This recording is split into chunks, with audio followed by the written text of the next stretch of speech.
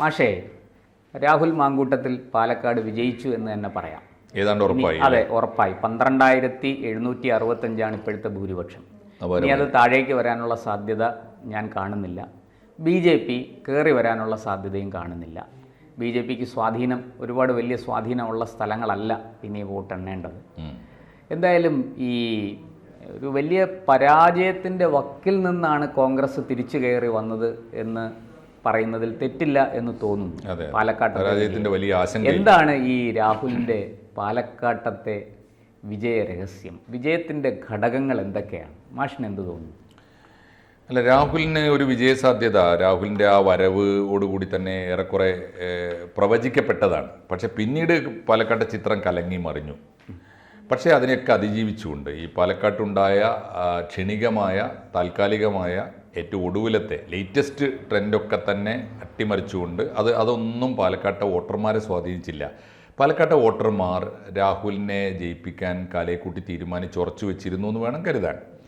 പാലക്കാട്ടെ വിജയത്തിൻ്റെ ഒന്നാമത്തെ ഘടകം, ഇപ്പോൾ ഈ വിജയത്തിന് തിളക്കം കൂടുതലാണ്. ഇപ്പോൾ വന്നുകൊണ്ടിരിക്കുന്ന കണക്കനുസരിച്ച് വലിയ ഭൂരിപക്ഷത്തിലേക്ക് പോവുകയാണ്. പാലക്കാടിനെ സംബന്ധിച്ചിടത്തോളം വലിയ ഭൂരിപക്ഷം 3800 വോട്ടിനാണ് ഈ ശ്രീധരനെ പോലെ ഒരു സ്ഥാനാർത്ഥി മത്സരിച്ചിട്ട് പോലും ഷാഫി പറമ്പിൽ ജയിച്ചത്. അപ്പോൾ അതിന്റെ ഒരു 4 ഇരട്ടിയിലേക്ക് ഭൂരിപക്ഷം പോവുകയാണ്. ആ അർത്ഥത്തിൽ അത് കോൺഗ്രസിനും UDF-നും വമ്പിച്ച വിജയമാണെന്ന് വേണം പറയാൻ. പാലക്കാട്ടെ ഈ തെരഞ്ഞെടുപ്പ് രാഷ്ട്രീയത്തിൻ്റെ ചരിത്രം തന്നെ തിരുത്തി കുറിക്കുകയാണ്. ഒരുപക്ഷെ ഇനി വേണമെങ്കിൽ കേരളത്തിൽ ഒന്ന് ആഞ്ഞു പിടിച്ചാൽ LDF-ന് നേടാവുന്ന സീറ്റാണ്, BJPക്ക് അനായാസം നേടാമായിരുന്ന സീറ്റാണ്. അങ്ങനെ ഒരു എപ്പോഴും ഒരു ത്രികോണ സാധ്യത ഉണ്ടായിരുന്ന സീറ്റാണ്. ആ ചിത്രം മാറുകയാണ്. ഇനി UDF-ന്റെ ഉറച്ച സീറ്റുകളുടെ ഗണത്തിൽ എണ്ണപ്പെടുന്ന ഒരു സീറ്റായിട്ട് പാലക്കാട് മാറി. ഇതിൻ്റെ വിജയസാധ്യത എന്തൊക്കെയായിരുന്നു? വിജയത്തിൻ്റെ factors, the elements of success എന്ന ഒരു കണക്കെടുക്കുമ്പോൾ എനിക്ക് തോന്നുന്നു ആദ്യം തീർച്ചയായിട്ടും പാലക്കാട് മാത്രമല്ല ഈ തെരഞ്ഞെടുപ്പിൽ ഭൂരിപക്ഷം കൂടിയത് എന്തിന്, പതിവിൽ കവിഞ്ഞ ഭൂരിപക്ഷം എന്തുകൊണ്ട് കിട്ടിയെന്ന് വെച്ചാൽ ഒന്നാമത്തെ ഘടകം പിണറായി വിജയൻ്റെ ഗവൺമെൻറ്റിനെതിരായുള്ള ഭരണവിരുദ്ധ തരംഗം തന്നെയാണ്. അത് വലിയ തോതിലുണ്ട്, വ്യാപകമായിട്ടുണ്ട്. അത് ചേലക്കരയില്ലാതെ പോയത് എന്തുകൊണ്ട് എന്നുള്ളത് നമ്മൾ വേറെ ചർച്ച ചെയ്യാം. പാലക്കാട്ട് അത് എന്തായിട്ടും ഉണ്ടായിട്ടുണ്ട്. അതുകൂടിയാണുള്ള ഒരു ഘടകം. അതിൻ്റെ ഒരു പ്രധാനപ്പെട്ട കാര്യം അതാണ്. ഭരണവിരുദ്ധ തരംഗം എന്തുകൊണ്ട് ചേലക്കരയെ ബാധിച്ചില്ല എന്നുള്ളത് നമുക്ക് വേറെ ചർച്ച ചെയ്യാം. പാലക്കാട്ട് ബാധിച്ചിട്ടുണ്ട് എന്നുള്ള ഉറപ്പാണ്. അല്ലെങ്കിൽ ഇപ്പോൾ ഷാഫി നേടിയ ഭൂരിപക്ഷമോ അല്ലെങ്കിൽ ഷാഫിയുടെ കഴിഞ്ഞ തെരഞ്ഞെടുപ്പ് കാലത്ത് ഇല്ലാത്ത തരത്തിലുള്ള വലിയ പ്രതികൂല സാഹചര്യം കോൺഗ്രസിന് അവിടെ ഉണ്ടായിരുന്നല്ലോ. കോൺഗ്രസിനും UDF-നും ഈ തെരഞ്ഞെടുപ്പിൽ ഉണ്ടായിരുന്നു ഒരുപാട് ഘടകങ്ങൾ. മാത്രമല്ല, ഒരു തെരഞ്ഞെടുപ്പിലും സംസ്ഥാന ചരിത്രത്തിലെ ഒരു തെരഞ്ഞെടുപ്പിലും BJP കാണിച്ചിട്ടില്ലാത്ത അത്ര ശ്രദ്ധയും കഠിനാധ്വാനവും കേന്ദ്രീകൃതമായ പ്രവർത്തനമൊക്കെ തെരഞ്ഞെടുപ്പിൽ നടത്തിയിട്ടുണ്ട്. എന്നിട്ടും ഇത്ര വലിയ ഭൂരിപക്ഷത്തിന് രാഹുൽ ജയിക്കാനിടയായാൽ അതിൻ്റെ ഒരു ഒന്നാമത്തെ കാരണം ഭരണവിരുദ്ധ തരംഗം കൂടി സ്വാധീനിച്ചിട്ടുണ്ട്. പിന്നെ ചേലക്കരയിൽ കാണിക്കാത്ത തരത്തിലുള്ള കോൺസെൻട്രേഷൻ UDF നേതാക്കന്മാർ, പ്രത്യേകിച്ച് കോൺഗ്രസ് നേതാക്കന്മാർ, ഗ്രൂപ്പ് എല്ലാം മറന്ന്, എല്ലാ വിഭാഗീയതയും മറന്ന് അവിടെ രാഹുലിന് വേണ്ടി വർക്ക് ചെയ്തിട്ടുണ്ട്. അതുകൊണ്ട് തന്നെ UDF-ഉം LDF-ഉം തമ്മിലുള്ള ഒരു വലിയ അന്തരം ഉണ്ടാക്കിയെടുക്കാൻ അവർക്ക് കഴിഞ്ഞിട്ടുണ്ട്. LDF-നെ 3-ാം സ്ഥാനത്ത് നിന്ന് കുറെ കൂടി പുറകോട്ട് താഴോട്ട് തള്ളാനും UDF-നെ ഈ അവരുടെ നേരിയ വിജയത്തിൽ നിന്ന് വലിയ വിജയത്തിലേക്ക് കൊണ്ടുവരാനും കഴിഞ്ഞിട്ടുണ്ട്. അതിലൊരു പ്രധാനപ്പെട്ട ഘടകം ആൻറ്റി ഇൻക്യുംബൻസി തന്നെയാണ്, ഭരണവിരുദ്ധ തരംഗം തന്നെയാണ്. രണ്ടാമത്തെ ഒരു ഘടകം രാഹുലിന് അനുകൂലമായി വന്നത്, ഇടയ്ക്ക് ഒന്ന് ചോദിച്ചോട്ടെ, അതായത് വോട്ടർമാർക്കൊരു തോന്നലുണ്ടായി ഈ ഭരണവിരുദ്ധ വികാരം സ്പ്ലിറ്റായി പോകരുത്, BJP-യിലേക്കും കൂടെ പോകരുത് എന്ന് പാലക്കാട്ടത്തെ വോട്ടർമാർ ഒന്നടങ്കം തീരുമാനിച്ചതുപോലെയുണ്ട്. തീർച്ചയായും അതുണ്ടാവാം. അതിൻ്റെ കാരണം എന്താണെന്നറിയോ? കേരളത്തിൻ്റെ ജനതയുടെ ഒരു മനസ്സ്, അവർക്ക് നല്ല ദിശാബോധമുണ്ട്. അവർ കേന്ദ്രത്തിലേക്ക് തിരഞ്ഞെടുത്ത് അയക്കുമ്പോൾ അവരെപ്പോഴും ആലോചിക്കുന്നത് BJPയെ തോൽപ്പിക്കണമെന്നാണ്, അല്ലെങ്കിൽ BJPക്ക് എതിരായിട്ടാണ് ആഗ്രഹിക്കുന്നതെങ്കിൽ അതിന് ഇടതുപക്ഷം ജയിക്കുന്നതിനേക്കാൾ നല്ലതാരാണ്?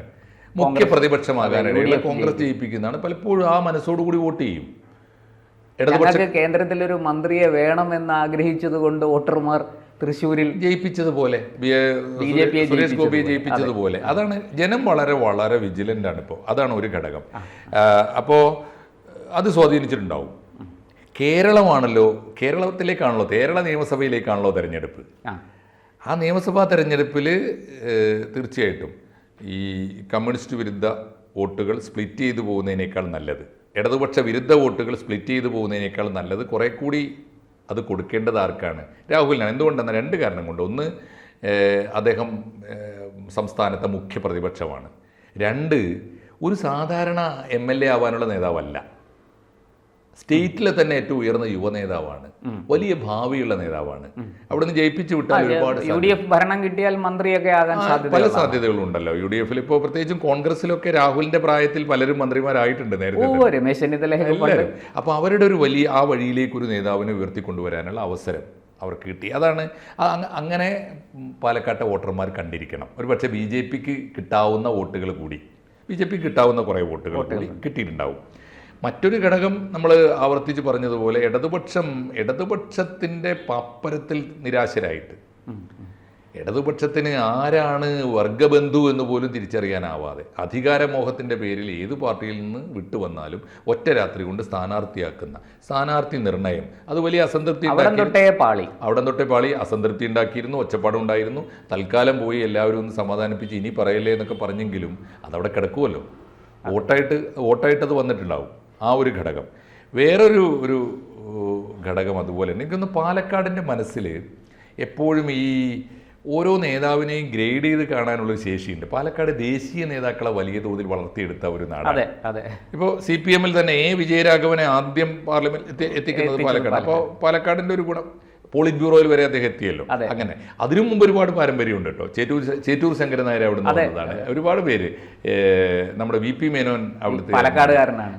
പിന്നെ അമ്മു സ്വാമിനാഥൻ അവിടുത്തുകാരനാണ്. ക്യാപ്റ്റൻ ലക്ഷ്മി അവിടുത്തെ. പാലക്കാട്ടുകാർക്ക് അങ്ങനെ വലിയ സ്വഭാവം, ശശി തരൂര് പോലും പാലക്കാട് അങ്ങനെ സംഭവിച്ചതാണെങ്കിൽ അവിടെ നിന്നാണ്. അപ്പോൾ ദേശീയ നേതൃത്വത്തിലേക്ക് ഒരാൾക്ക് അപ്പോൾ അത് കൊടുക്കും. ഇപ്പോൾ C. കൃഷ്ണകുമാർ, ഡോക്ടർ സരീൻ എന്നൊക്കെ പറഞ്ഞാലും ഒറ്റപ്പാലത്തുകാർക്കല്ലാതെ ഒരു മനുഷ്യനും അറിഞ്ഞുകൂടാത്ത അതിനപ്പുറം ഒരു സാധ്യതയില്ലാത്ത ഒരാൾക്ക് വോട്ട് ചെയ്ത് കളയണ്ട. അല്ലെങ്കിൽ C. കൃഷ്ണകുമാർ എന്തൊക്കെ പറഞ്ഞാലും അവരുടെ പാലക്കാടിനപ്പുറത്തേക്ക് പോകാൻ സാധ്യതയില്ലാത്ത ഒരാളാണ്. അപ്പോൾ രാഹുലിനൊരു മുൻതൂക്കം കൂടുതൽ കിട്ടിയിട്ടുണ്ടാവും. അതാണ് അതിലെ വേറൊരു ഘടകം. ഈ രാഹുലിൻ്റെ വിജയരഹസ്യമാണ് നമ്മൾ ചർച്ച ചെയ്തുകൊണ്ടിരുന്നത്. ഇവിടെ ഈ ഇടതുപക്ഷത്തിൻ്റെ വോട്ട് എങ്ങോട്ട് പോയിട്ടുണ്ട് മാഷെ? ശരിക്കും അത് നമ്മൾ BJPക്ക് കിട്ടാൻ സാധ്യതയുണ്ടെന്ന് പ്രതീക്ഷിച്ചിരുന്നു. ഇവിടെ അത് കൃത്യമായിട്ട് രാഹുലിന് കിട്ടിയെന്നല്ലേ തെളിയിക്കുന്നത്? കാരണം മുനിസിപ്പാലിറ്റിയിലെ കണക്കിന് വരുന്നു. മുനിസിപ്പാലിറ്റിയിൽ BJPക്ക് വലിയ സ്വാധീനമുള്ള സ്ഥലമാണ്. അവിടെ ഏതാണ്ട് 1-2 റൗണ്ടുകൾ എണ്ണിക്കഴിഞ്ഞപ്പോൾ 3-ാമത്തെ 4-ാമത്തെ റൗണ്ടിൽ രാഹുൽ കയറുകയായിരുന്നു. 5-ാമത്തെ റൗണ്ടിൽ ഇദ്ദേഹം തിരിച്ചു പിടിച്ചു കൃഷ്ണകുമാർ. അപ്പോൾ മുനിസിപ്പാലിറ്റിയിൽ കയറിയും ഇറങ്ങിയും നിൽക്കുകയാണ്. മുനിസിപ്പാലിറ്റിയിൽ 6-7 സീറ്റേ CPM-നുള്ളൂ വാസ്തവത്തിൽ. ഇവർക്ക് കൂടുതൽ സീറ്റുണ്ട്, 15-ന് മേളിൽ സീറ്റുണ്ട് കോൺഗ്രസ്സിന്. അപ്പോൾ ഈ ചെറിയ ഒരു വോട്ടാണെങ്കിൽ കൂടി മുനിസിപ്പാലിറ്റിയിലെ ആ ഇടതുപക്ഷത്തിൻ്റെ വോട്ട് അവിടെ വലിയ ഡിഫറൻസ് ആയിരുന്നു. നമ്മൾ ഇവരുടെ 3 പേരുടെയും വോട്ട് നോക്കുമ്പോൾ സരിനും 2-ാം സ്ഥാനത്തുള്ള BJP അല്ലെങ്കിൽ 2-ാം സ്ഥാനത്തുള്ള കോൺഗ്രസുമായിട്ട് നല്ല ഡിഫറൻസ് ഉണ്ടായിരുന്നു. അപ്പോൾ ഈ ശരിക്കും ഇടതുപക്ഷത്തിൻ്റെ വോട്ട്, മുനിസിപ്പാലിറ്റിയിലെ വോട്ട് എങ്ങോട്ട് പോയി? അത് തീർച്ചയായിട്ടും രാഹുലിന് കിട്ടിയിരിക്കാനാണ് സാധ്യത. ഒരു കാരണം അവർക്ക് അതിന് കൃത്യമായ പരിശീലനം കിട്ടിയിട്ടുമുണ്ട് കഴിഞ്ഞ തെരഞ്ഞെടുപ്പിൽ. ഇതൊന്നും നമ്മളൊരു കാര്യമുണ്ടല്ലോ, ഈ വോട്ടിൻ്റെയൊക്കെ കാര്യത്തിൽ ഒരു പാറ്റേൺ തെറ്റിച്ച് ഒരിക്കൽ ചെയ്താൽ ഈ പാപം ചെയ്യുന്ന പോലെയാണ്. ഒരു തവണ പാപം ചെയ്താൽ പിന്നെ പാപം ചെയ്യാൻ ഒരു മടിയും ഉണ്ടാവും. അപ്പോ ശ്രീധരേട്ടനെ തോൽപ്പിക്കാൻ വേണ്ടി കഴിഞ്ഞ തവണ ഷാഫിക്ക് വോട്ട് ചെയ്യാൻ പ്രേരിപ്പിച്ചവരും പറഞ്ഞവരും ഒക്കെ ഉണ്ടാവുമല്ലോ. തീർച്ചയായിട്ടും അത് 2 പക്ഷത്തുള്ളവർ ചിന്തിക്കട്ടെ. ഇപ്പൊ 2 പക്ഷത്തുള്ളവർ വിളിച്ചു പറയുന്നുണ്ട്. ഒരു ഘടകം അതാണ്. അവസാനമായി നമ്മൾ എത്ര അവഗണിച്ചാലും ഒരു കാര്യം പറയാതിരിക്കാൻ പറ്റില്ല, ഒരു നിശ്ചിത ശതമാനമെങ്കിലും വോട്ട് BJPയുടേതും രാഹുൽ മാങ്കൂട്ടത്തിലേക്ക് കൊണ്ടുവരുന്നതിൽ കോൺഗ്രസ് വിജയിച്ചു. അല്ല, കോൺഗ്രസ് വിജയിച്ചിട്ടുണ്ടെന്ന് മാത്രമല്ല സന്ദീപ് വാര്യരായ ഒരു വലിയ ഘടകമായിട്ട് വർദ്ധിച്ചിട്ടുണ്ട്. ആ ഘടകം കൂടി ചേർന്നാലേ അല്ലെങ്കിൽ സത്യസന്ധമാവില്ല. അതുകൂടി കാണണമല്ലോ. സന്ദീപിന്റെ പോക്കും നമ്മൾ കരുതിയതുപോലെയല്ല, മറിച്ച് BJP വോട്ട് കോൺഗ്രസിലേക്ക് ഷിഫ്റ്റ് ചെയ്യാൻ സഹായിച്ചു. പിന്നെ സന്ദീപിനെതിരായി BJP നടത്തിയ ദുഷ്പ്രചരണം, അപ്പോൾ BJPക്കാർക്ക് തന്നെ തോന്നിയിട്ടുണ്ടാവും. സന്ദീപിനെ അവർക്ക് അറിയാവുന്നവരാണല്ലോ. അപ്പോൾ ഇങ്ങനെയൊക്കെ വേണോ ഒരാൾ രാഷ്ട്രീയ പാർട്ടി വിട്ടുപോയാൽ ഇത്രയൊക്കെ ഹാർഷായി, ഇത്രയൊക്കെ ക്രൂരമായി പെരുമാറേണ്ടതുണ്ടോ എന്ന് തോന്നിയിട്ടുണ്ടാകും. കാരണം മനസാക്ഷിയുള്ള നിഷ്കളങ്കരായ മനുഷ്യരാണ് പാലക്കാട്ടുകാർ. അതുകൊണ്ട് അവരെ കുറ്റപ്പെടുത്തിയിട്ട് കാര്യമില്ല. നമ്മുടെ രാഷ്ട്രീയക്കാരെയാണ് കുറ്റപ്പെടുത്തേണ്ടത്. എന്തായാലും രാഹുലിന് നമുക്ക് അർഹിക്കുന്ന വിജയാശംസകൾ നേരമായോ എന്ന് എനിക്കറിയില്ല. എന്തായാലും വിജയത്തിലേക്ക് രാഹുൽ ആ യാഥാർത്ഥ്യം കേരളം അംഗീകരിച്ചിരിക്കുന്നു. അദ്ദേഹത്തിന് ഒരു ക്ലാപ്പ് കൊടുക്കേണ്ട ഒരു സമയമായിരിക്കുന്നു.